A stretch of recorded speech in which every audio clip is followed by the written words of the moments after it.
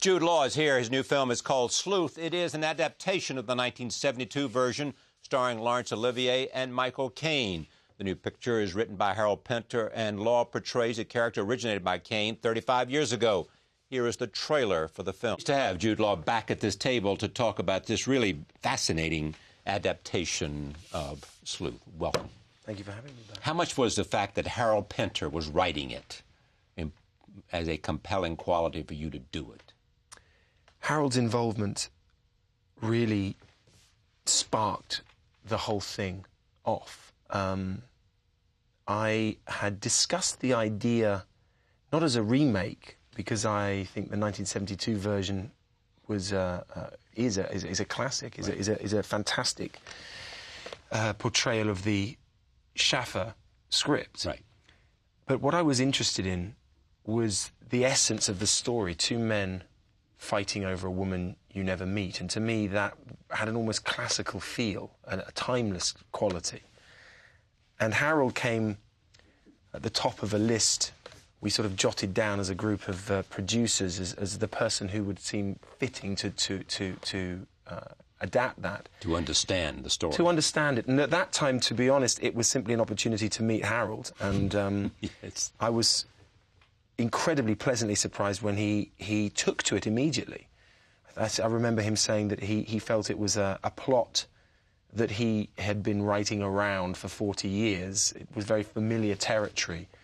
And funnily enough, now in hindsight, you can see similarities. You see the similarities of references to people you never meet, of people battling with their wits and eventually with their sexuality, with the ambiguity of their sexuality. All of those themes have appeared before in plays and screenplays of his. And his involvement suddenly really took it away from the possible pitfall of it being a remake. We knew that with Harold involved, it was going to be original and interesting, dangerous and very, very clever. And I know that once he and I started work on it, Michael really committed, because he knew then it wasn't going to be him treading on his own toes, if you like, or me treading on his toes, or anything awkward.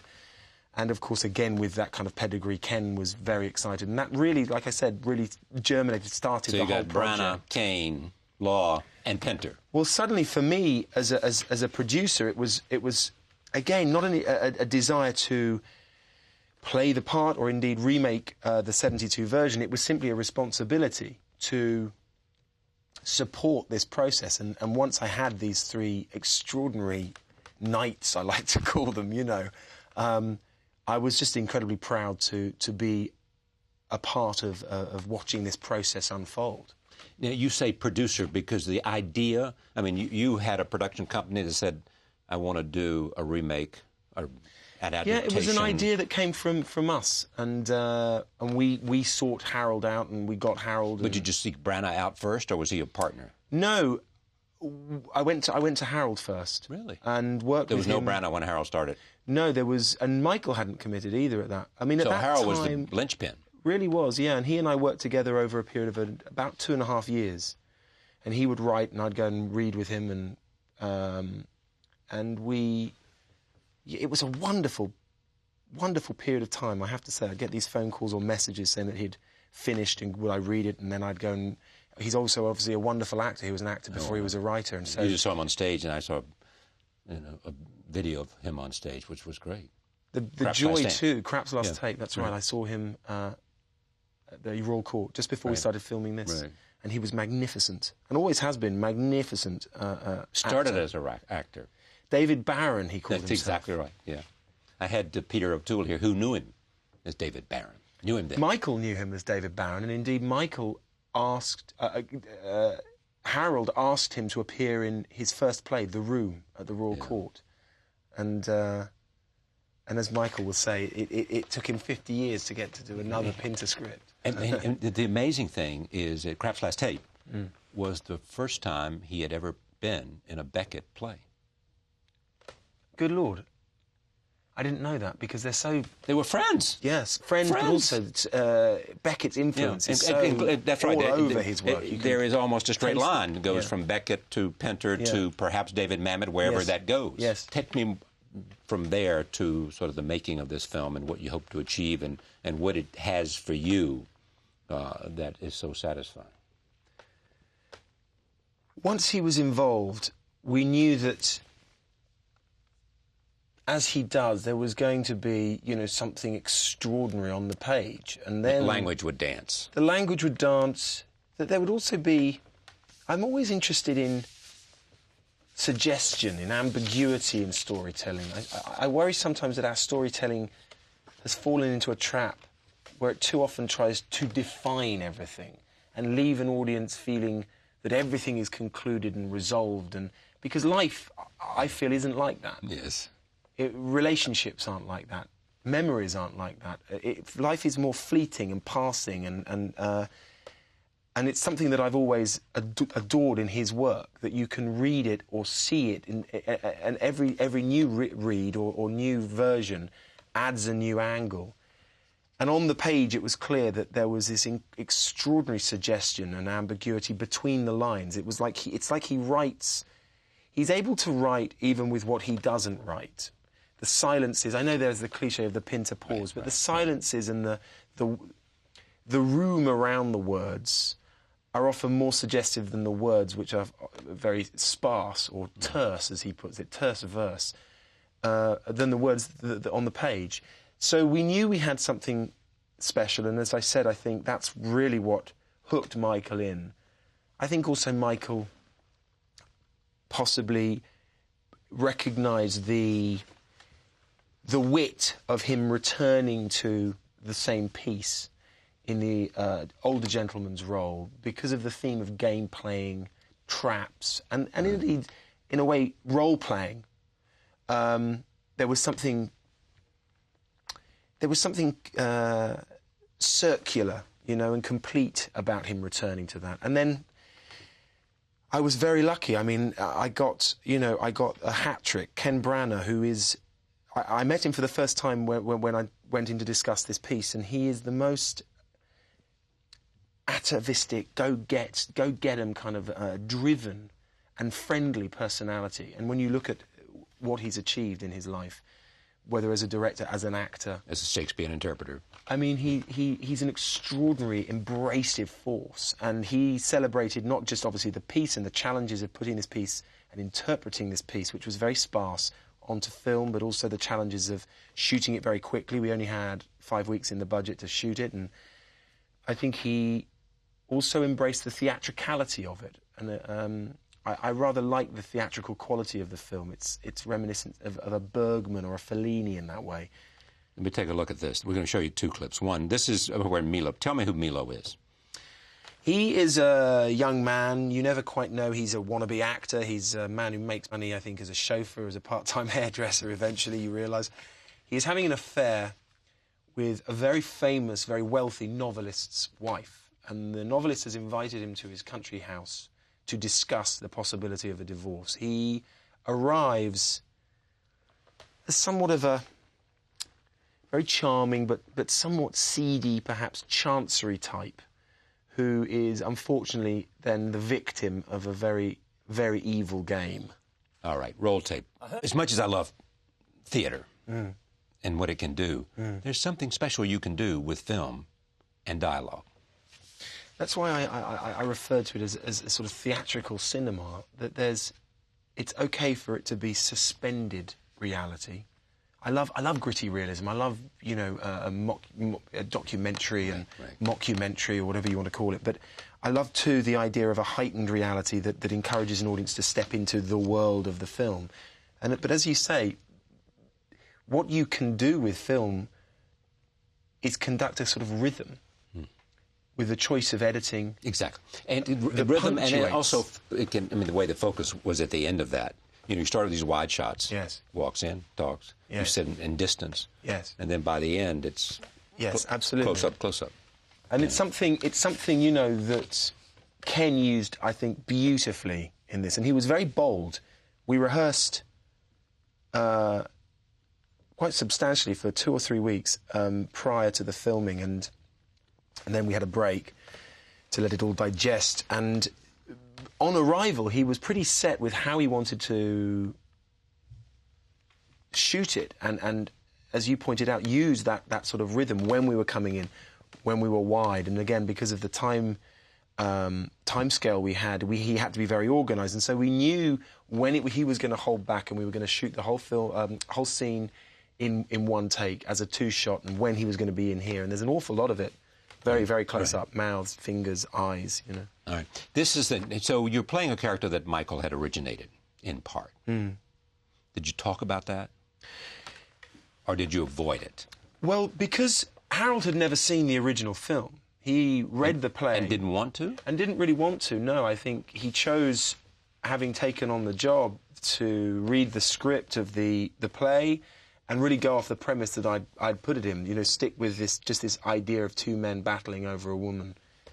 And because of that, you know, there's not really one line of dialogue I have that is the same as the Milo Tyndall that Michael played. So he never felt, I think, that I was treading on his toes or that I was even recreating a character. He saw me building a character from scratch, and I think he felt that had the same premise. One man had simply the same premise. Indeed. One man wanted to know what he was going to do with another man's wife, yeah, and vice versa. Yeah. Take a look at this. This is from the original 1972 Sleuth. Here it is. You can see how different they are in terms of two different films. You're not talking about a remake here. But what's interesting about this, beyond the fact that Olivier is always great, and we all know that, you see how good Michael has been for a very long time. Yes, indeed, for a very long time. I was asked to present him with a Lifetime Achievement Award a couple of weeks ago in London, and obviously knew an awful lot of the films he had done, but wanted to go back and look, and I think I ended up... My speech was simply to list close to 30 films from 1961 through to 2006, all of which were wonderful films, cutting edge, and all of which held terrific performances by Michael Caine, Alfie, Get Carter, the Ipcris. I mean, you know, it's easy to forget quite how many, and like you said, over what a long period of time. Yeah. Take a look at this. This is another scene in which he explains his robbery scene to you. Here it is. We were saying as we were watching this that in a sense it gave you some satisfaction that you see the evolution from a dramatic scene that sets the premise of the film. But where it's going... Well, I think one of the many blessings that we had with Harold's writing is that he builds very subtly and very slowly, and the plot of this film is such that you know, it in order to explain it and not give too much away, it always helps to see scenes such as that and the one before from the first act. What's wonderful, and knowing the piece, is just how far these two men go, and by the end, and how intertangled and close in a strange way they get, and to me that kind of in a respectful way. Respectful, and I mean, there's even, as I mentioned before, this almost undercurrent of attraction, and it's what, in a way, to me, is at the heart of it, and perhaps why Harold enjoyed the piece quite as much as he did, I think, which is that at its heart it's really about men fighting. Why do men fight? What is this primal urge to win a fight, and sometimes forget about the prize? I mean, in this I Arrive, it's about a woman. Can you keep her? I don't know. But in the end, it's about the end, it's about winning. Exactly. I want to beat you. I want to dominate you. And we use I use my youth. He uses his wisdom. He uses his wealth. I use my physical power. We use everything as a weapon, as a tool to dominate. And again, in this, he set it in this very austere, very clean-cut, advanced, sort of technological magic box of a house full of glass and steel and concrete, and yet in the middle we're like a couple of dogs, you know, fighting really over a bone. There's no difference. Here's what you said about delivering Pinter's lines. We realized that 90% of the script could be formed in 2, 3, sometimes 4 different ways. Each one worked, and each one gave a completely different slant to the scene individually and to the piece as a whole. It's the sign to me of great writing, that it can be... You see it this way, you see it that way. Yeah, and it can hold each and every interpretation. And what we ended up doing in certain beats was give Ken as many of those alternatives as possible, because we also knew that when he sat and looked at the piece in the editing room, he wasn't quite sure how the game would always play, and he knew that it was important that your loyalty, your belief in each character had to shift and had to change, like a game. You had to go for one, go for another, feel for one, be against another at certain times. So we left it really up to him to conduct, again, like music. There's something rhythmic about the language, and you can hear it when it's wrong. It's like, I remember there's one line which was, "Oh, good." Yeah. And I think I said good a couple of times, and it wasn't working, it wasn't funny, and it was because I'd missed the O off. And of course Harold, in his brilliance, knows when to put that beat in and why that would work. Yeah.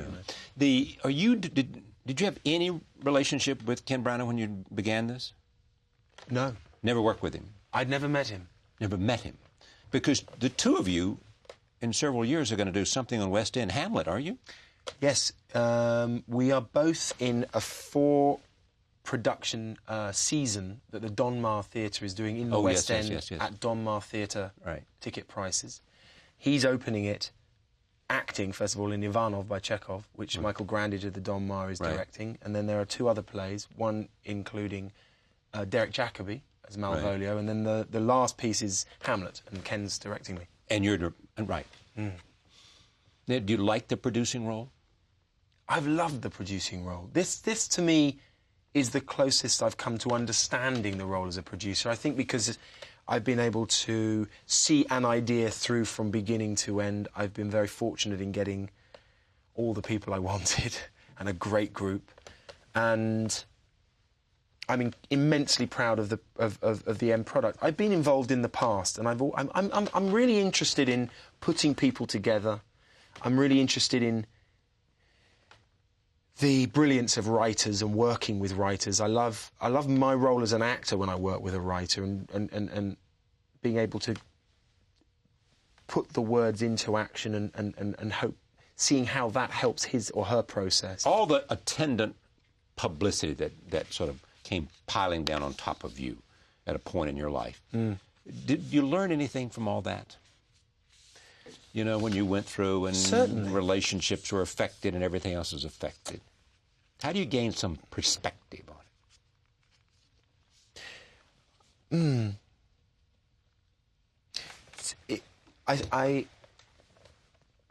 think you gain perspective having survived it. Yeah. And suddenly realising that you're in one piece, and that life is continuing on around you, and you the sun will shine tomorrow. Children are still smiling, and you can smile, and it's warm when the sun's out, and it's wet when it rains.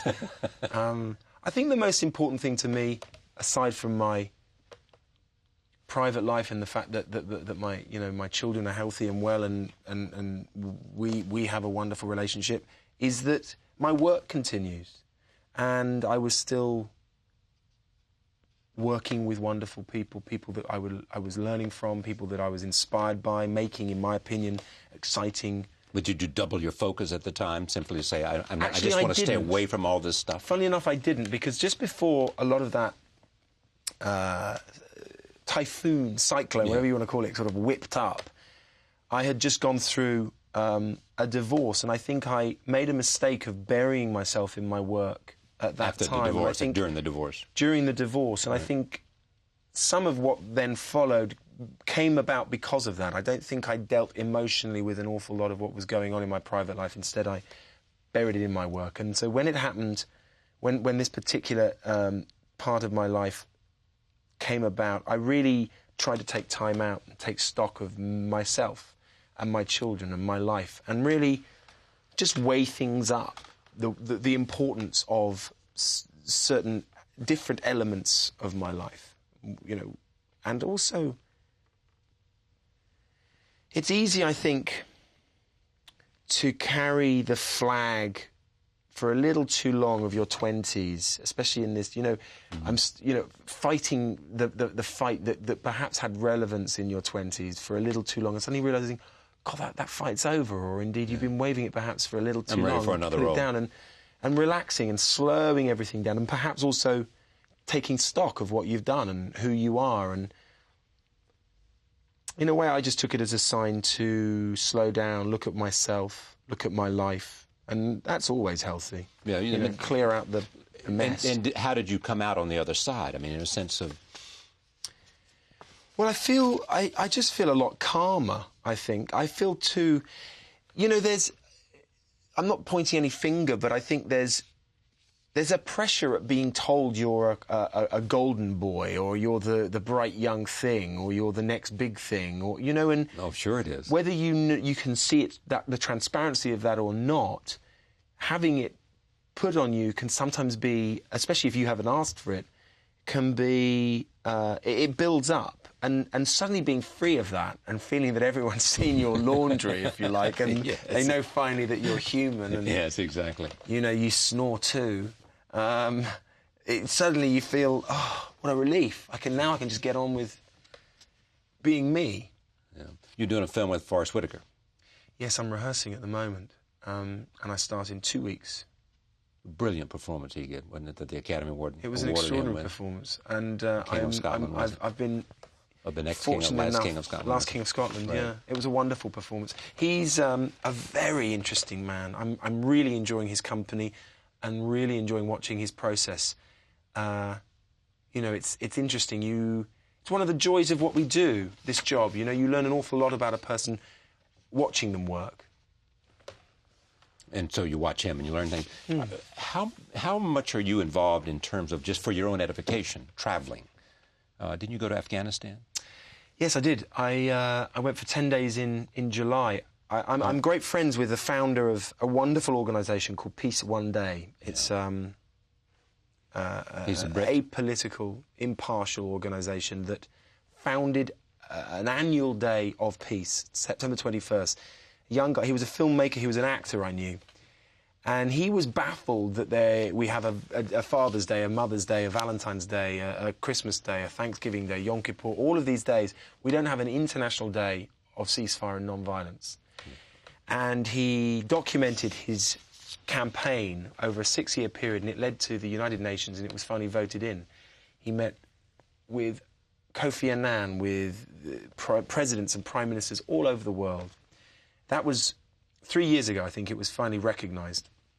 And in the last 3 years, he's been trying to document for his second film how Peace Day, September 21st, saves lives, how life-saving activities can take place because of ceasefire. And I was doing a piece to camera for his website and simply asked what he was doing next. He said he was going there and asked me to come. And so he and I and a cameraman and a soundman went and were looked after by the United Nations, were hosted by UNICEF, and documented the negotiations for a ceasefire in certain provinces around Kabul and Jalalabad, and in the Helmand province, which is really front line. And I'm happy to say, in 82 different areas, it was 100% successful this year. And it was one of those situations, I weighed up going because I didn't want to be seen to be I hate this word, but a celebrity drawing attention to something, raising money. It was nothing like that. I saw it as a filmmaker. I was going to make a documentary, and because the medium of film is something I'm involved in, I felt that I could contribute and I could also help, at the end of the day, get the film seen. And it was a wonderful experience. What's his name? His name is Jeremy Gilley. Great to have you here. Thank you.